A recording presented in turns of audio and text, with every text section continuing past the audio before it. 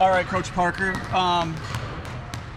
You know, at the beginning of the season, you guys were kind of one of the favorites, not in just Northeast Indiana, not just your conference, but kind of across the state. Everyone kind of knew you guys would be playing probably in March.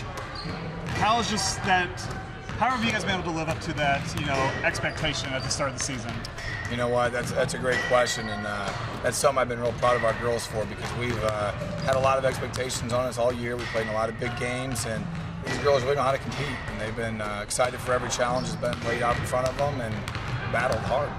And you guys aren't one of those, I should restart it. You guys have been kind of challenging yourself along the way. It hasn't been just just the conference teams, anyone that would be willing to play it nearby. You guys have been going all over the place, kind of just anticipating this, this run. How do you think that's gotten you ready? Oh, it's really helped us a lot. We were very fortunate this year. In the last couple of years, I worked hard to toughen up our schedule. I think we had 10 games in Indianapolis this year, further south, against ranked teams, and even Elizabethtown out of Kentucky. So we have played, the toughest schedule Homestead's ever played, in anticipation of the fact that we had a team that could make a good run in the tournament, and it's really paid off for us. Now, I feel for a little bit for Columbus North. I'm sure just how Fort Wayne's kind of forgotten about down around Indy. I'm sure they're forgotten about down around there too. This is a familiar opponent with you guys. I mean, what did you take away from that game? What do you still remember about that game when you faced them before? Well, Columbus North is a very good basketball team, obviously, and Allie Patberg's an incredible player. But when we played them last time, they just brought a lot of energy. And it's probably the only game all year where I felt like our opponent had a little bit more energy than we did in that game. And of course, it was on their home court in front of a big crowd, and obviously a matchup with two top 5 teams. And they just were really, really good on their offensive end. So we're working to do some things differently this week defensively to hopefully slow them down and get them out of their rhythm, so that we can get some stops. Yeah, looking, all 5 girls basically said Allie Patberg, that's the one we have to stop.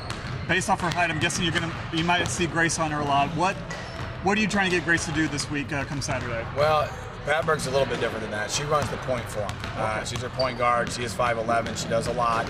And she handles the ball about 75% of the time. So, our goal is when she has it, we can contain her, not get to the basket and get other people involved.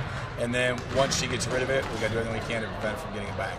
So we're going to try and do everything we can to get her to take shots that she's uncomfortable with, that she's not used to taking. And if we can do that and rebound and lock down the other players, then we should put ourselves in a position to be in a great ball game. When I asked Grace about Gardner, she's like, I don't know, I think we have to play some zone. So who do you see kind of, at least Gardner on the outside then? I mean, if you're not doing zone, it is. Well, Savannah and Lindley are usually our 2 best perimeter defenders. So obviously we'll look for those 2 to be able to start the charge, and it might be by committee. Chris will probably get an opportunity, but as we're working on tonight and practicing all week, we're really going to do a good job closing out gaps and by committee doing everything we can to stop Allie from having a big game. What have you been telling these girls, over the past 48 hours? I mean, they have good imaginations, I'm sure. You've been trying to just tell them to kind of picture that moment to, just kind of be like, hey, if we do what you say, if we work as a team, we can actually experience, this dream.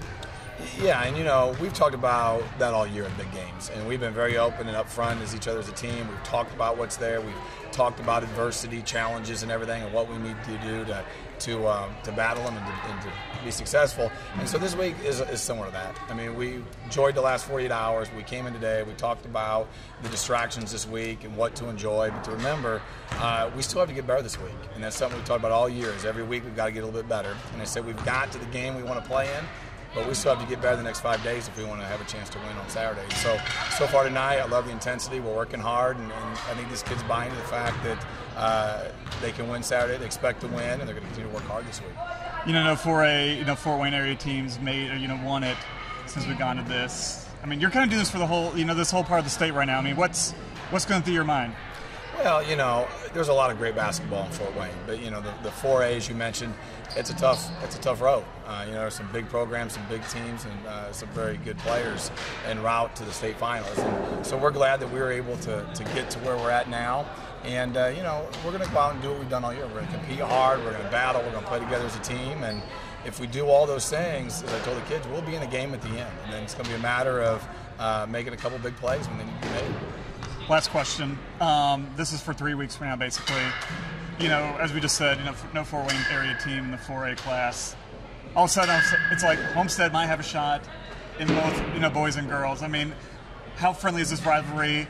Are you ready to say, hey, Coach Johnson match us? You know, is that I would love to see that. Yeah, you know what? We've talked about that. Coach Johnson and I are very good friends. You know, we talk to each other every day about basketball on our two teams. We give each other advice. So, you know, he's very excited for us right now. He's genuinely excited for the success we're having. We're genuinely excited for the success they're having. And, you know, we just hope maybe we paved the way and make it a little bit easier for them to get to the state finals, because that's what we'd love to see. And between the two of us, we both love to come home with a championship.